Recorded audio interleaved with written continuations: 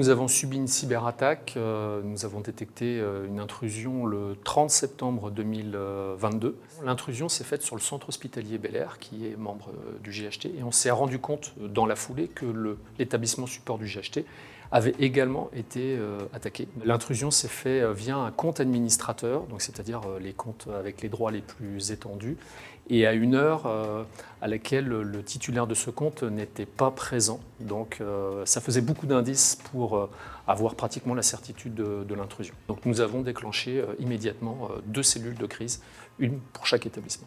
On a pris une mesure immédiate qui était de couper toutes les connexions Internet, de couper en fait le centre hospitalier Bel-Air du reste du monde, puis 2 heures après, de couper l'autre établissement membre du GHT du reste du monde.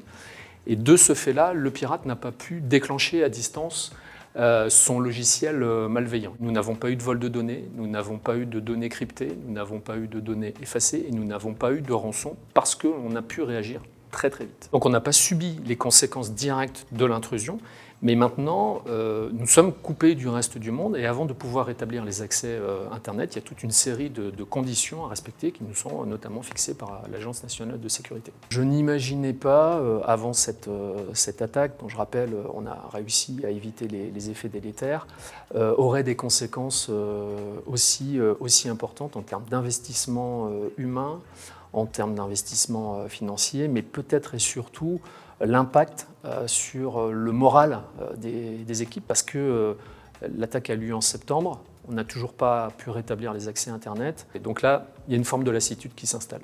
Mais l'impact principal, c'est l'obligation qui est la nôtre maintenant d'investir très très fortement sur le système d'information, avec des logiciels plus performants, avec des serveurs plus modernes, plus nombreux.